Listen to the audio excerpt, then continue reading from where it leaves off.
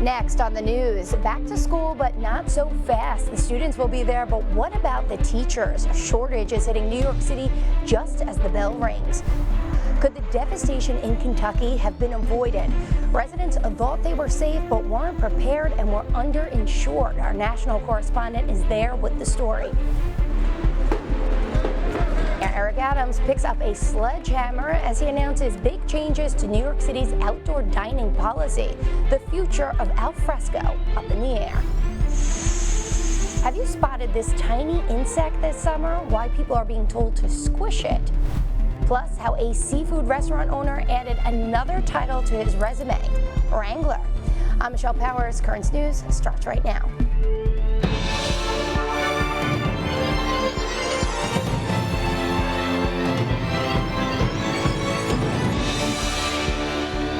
Seen shortages for the past 2 years, everything from supply chain problems to pilots. But now we're dealing with one of a different kind, one that will severely affect the children throughout New York City as they head back to school. It's not a lack of paper and pencils. We're talking about teachers. It's always been an issue, but now it's worse than ever, and the clock is ticking. Within the next decade, we may need upwards of 180,000 teachers here in New York. That's a big number, and that's Jolene DeBrango, Executive Vice President of New York State Union of Teachers. Shortages in the field have always been a problem, but the issue has gotten so much worse because of the pandemic. Keep your space, good job. Teachers are passionate, they're excited about inspiring young minds, but we keep asking them to do more with less. And of course, they're stressed. They also find that, respect for educators has not been as high as we would like it to be. It's a profession that should be revered and honored. And unfortunately, in our society, that's not always the case.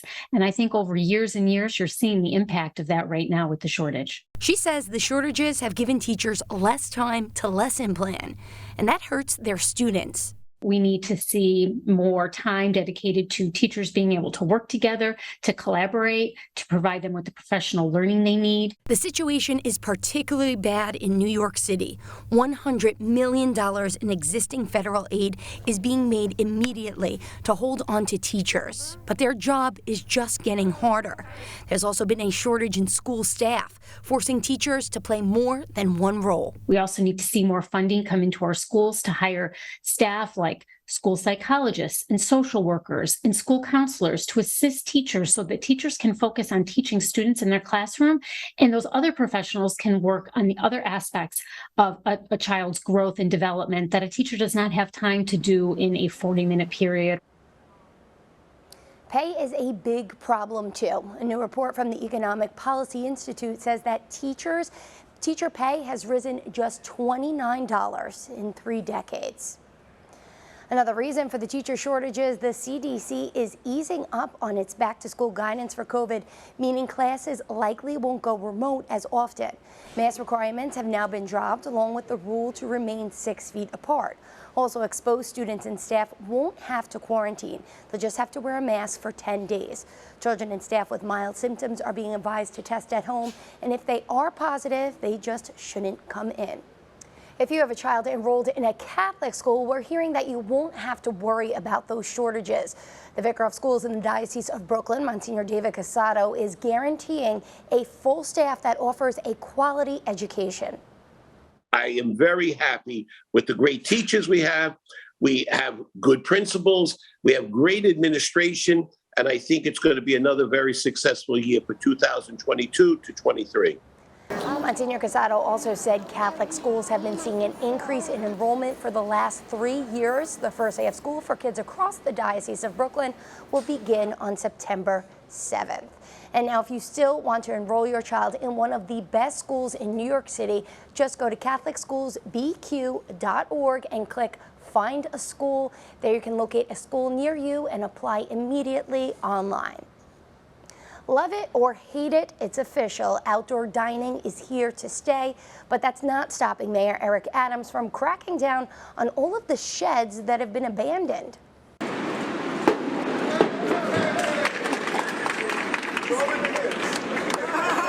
On Thursday, Adams launched a new initiative targeting the forsaken structures in response to complaints that the sheds have attracted vermin and illicit behavior.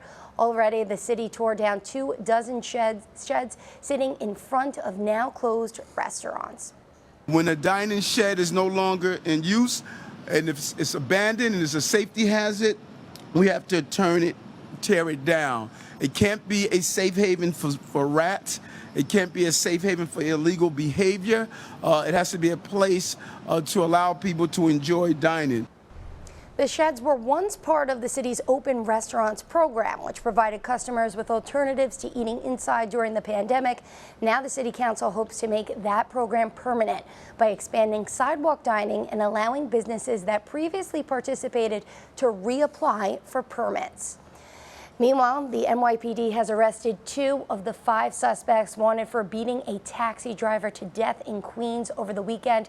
It comes after the police department released this footage of the brutal beatdown, showing 4 people pushing the 52-year-old cabbie onto the ground and wailing on him. According to law enforcement, the suspects were passengers in the victim's cab. Just instead of paying the fare, they paid him back in blows. The New York State Federation of Taxi Drivers is now offering a $15,000 reward for information leading to the arrest of any more of the suspects. The driver left behind 4 children, and his family says they are praying for the suspects, asking them to turn themselves in because God will punish them either way. Turning now to Kentucky, after the historic floods there, cleanup efforts have been underway, but now we are moving towards the second phase of this destruction, and that's long-term care. But that's going to be a problem for the majority of the state. See this debris? Only about 1% of properties in the hardest hit counties of the state have federal flood insurance. And remember, homeowner insurance policies do not cover flood damage. So what do they do now? They look for help wherever they can find it. The Tablet's national correspondent is standing by at one of those places, a recovery center that opened up at a local community college.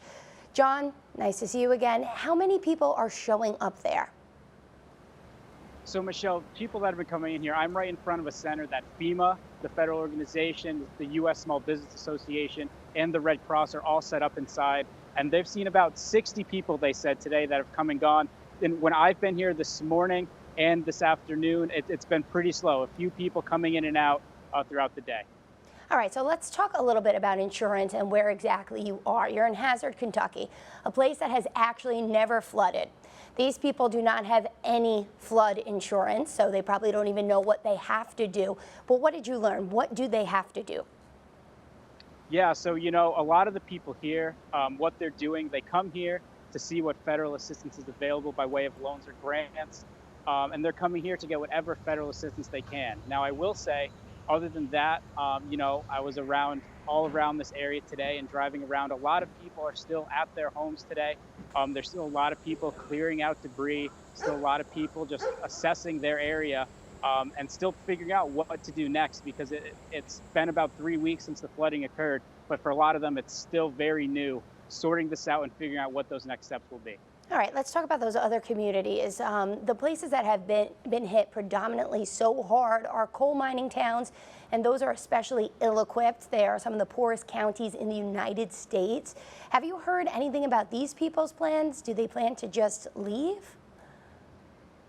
You know, it's actually really interesting. Yesterday I was in Jackson, and Jackson was hit last year by flooding, and so a lot of people there, they want to relocate because they just finished remodeling trailers, homes that were destroyed last year, and then this happened. And so now they don't see a point in rebuilding again. They don't feel safe unless it's on much higher ground. Here, like you said, they haven't experienced the flooding before.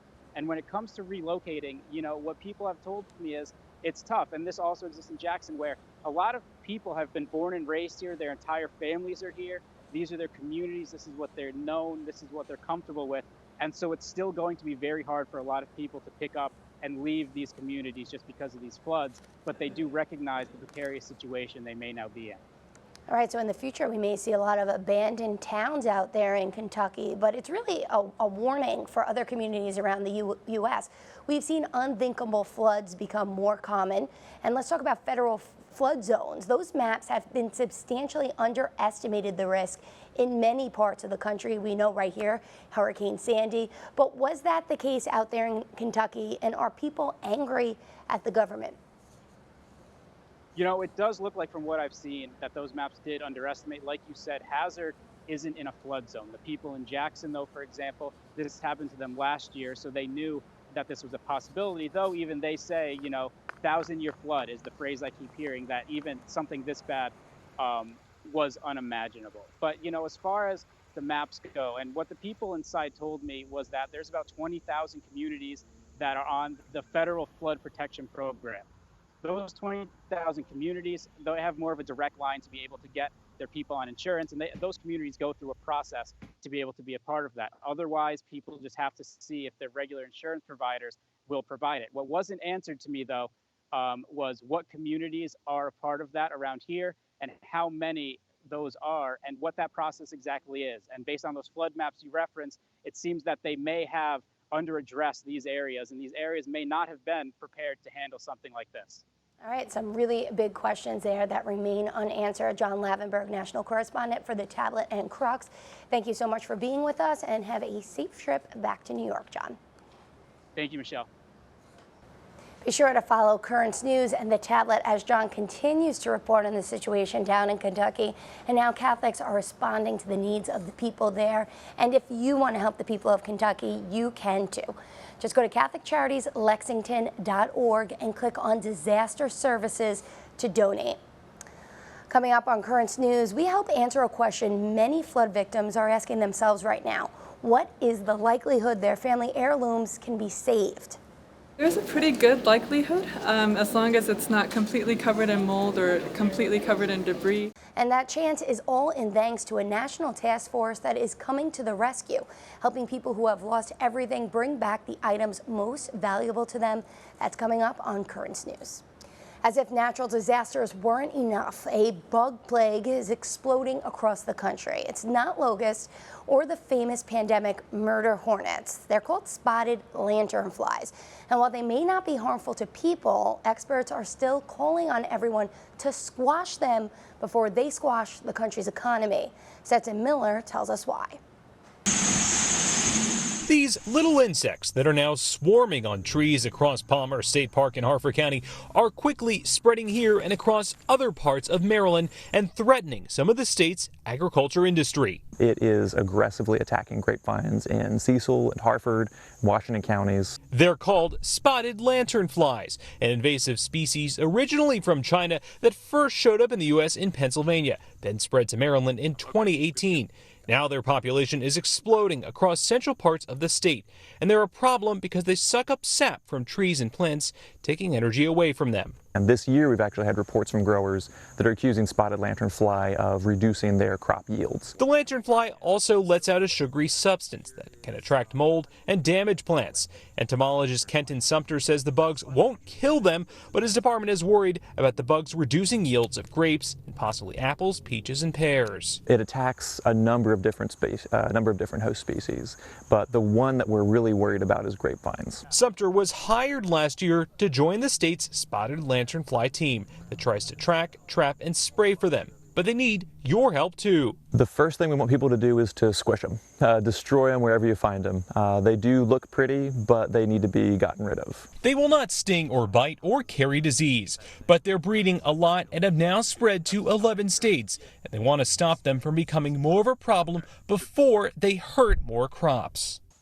I don't think they're really that pretty, but that was Stetson Miller reporting. Earlier this week, New York Senator Chuck Schumer revealed every region of New York State has seen the spotted lanternfly, and they're worried about the grapevines there.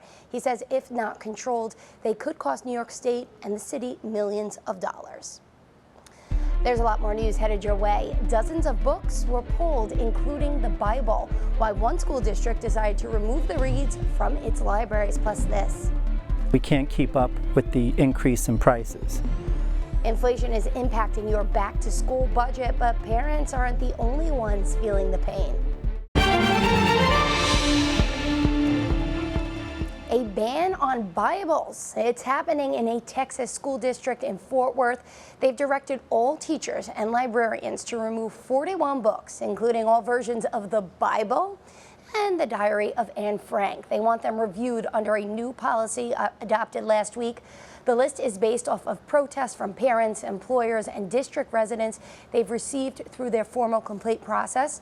A committee will then consider whether the books are educationally suitable and make a decision on whether they should stay in the school. Banned books is just one problem teachers are facing ahead of the first day of school. They are also pulling out their calculators because it's time to budget like never before for back-to-school supplies due to inflation. As Vanessa Yurkovich reports, parents and teachers are now being forced to ask the tough question: what does this child really need for school? I have 3 kids. All the kids will be in school 5 days a week. It's going to be an interesting year. That's a lot of stuff that kids need for school. It's nerve-wracking because it is a lot of stuff. It's a new school year. Ready to go. I'm ready to go. And this year, the average American household will spend $864 on back-to-school shopping, 40% higher than before the pandemic. Like everything else that costs more, parents can blame inflation. I was surprised about the cost of like pens and paper and notebooks and all of that. That went up. It's beyond the basics. Tape is up almost 70%, glue 30%, sneakers 12%, and backpacks up 2%. Everybody needed new shoes. Everybody's feet grew like crazy over the summer. Everybody needed new backpacks. You have to prioritize what they really need versus what they want. It's not just parents feeling the pain. We can't keep up with the increase in prices. Daniel Solo has owned this school supply store in Queens, New York for 20 years. He says trying to keep up with rising prices makes it hard to not pass that cost down to the consumer. I am not going to raise the price on what I already have in the store, so I'm going to absorb that. Is that a loss? It minimizes my profit margin, and when you do that, it's hard to stay in business. Before the pandemic, teachers were already spending an average $478 out of pocket on school supplies each year. Inflation has likely pushed that number even higher today. Elementary school art teacher Deborah Sisane is shopping for art supplies. $3.99, $2.99. How many of these do you have to purchase for your class? I usually buy about 48 of these. So that's just a couple $100 just on glue. Glue, yeah. And it's, it's important. Popping colors. But for some teachers, this year's extra expense is still worth it. But does that affect your personal finances? Yeah, so I'll cut back on something else because when you're an educator, the little eyes that are looking at you are the need. That was Vanessa Yurkovich reporting. Some advice experts have given to help you cut down on school supply costs. Download specific apps for retailers like Target and Walmart for in-app deals. Use cashback shopping for companies and shop for refurbished or like new products in places like Amazon. Back to our big story tonight, the Kentucky floods. Many have lost everything, but there seems to be a small glimmer of hope. Heirlooms might just be able to be saved. For the first time ever after a natural disaster, FEMA has brought in experts to save and restore family treasures. I've lost pictures of my son, my grandkids, and to just know that you can be able to save them is just amazing. And it's amazingly simple. All you need to do is slightly submerge the photo in water, remove any debris with a soft bristle brush, and then air dry the picture. It's not just photographs. The Heritage Emergency National Task Force has also been helping residents salvage their home videos, vinyl records, and even some more important documents.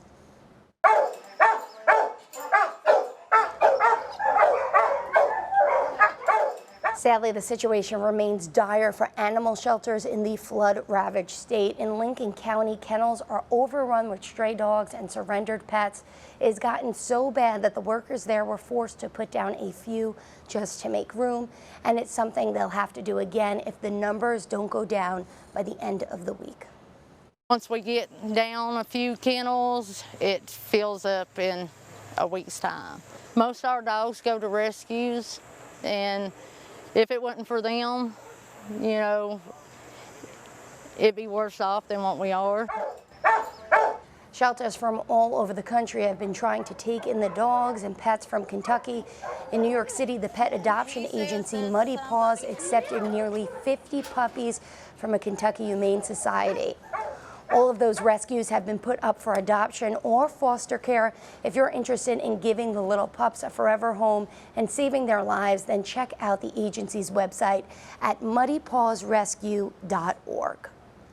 Still to come on Currents News, usually they're not seen in New York Harbor, but now they're tourists summering here. Next, the new visitors that swam up the Hudson. And we'll introduce you to the man who had to use his jiu-jitsu skills when he squared off with an alligator.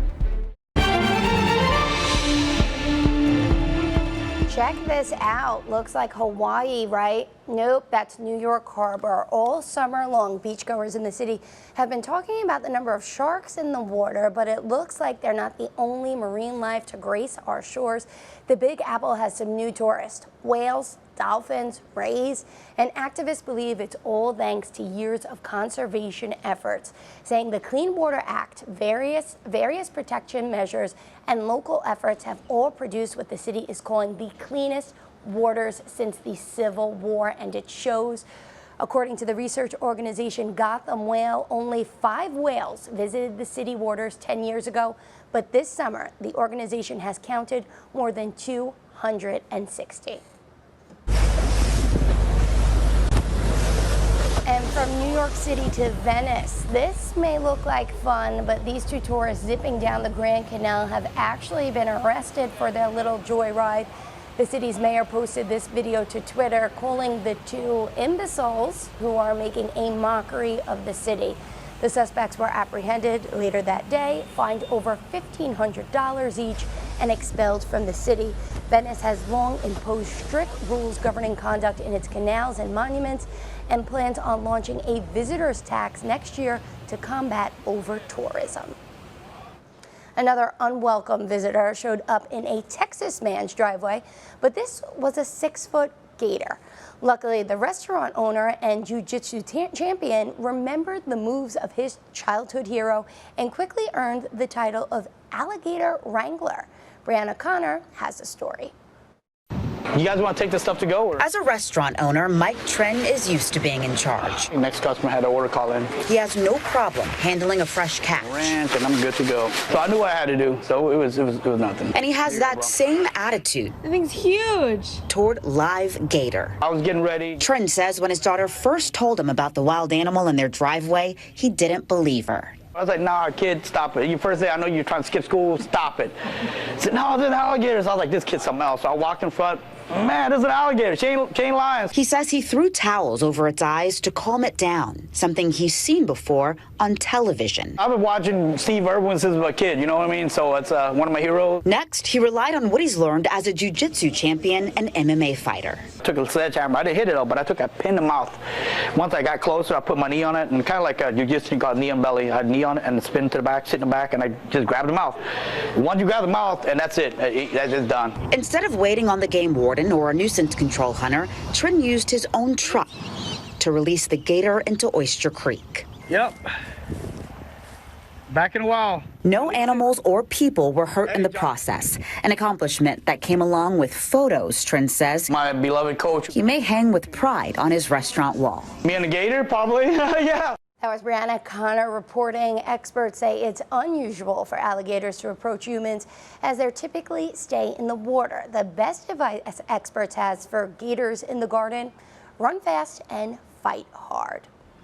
And that is Currents News. I'm Michelle Powers. Thank you for joining us because we are putting your faith in the news. Hope to see you again next time.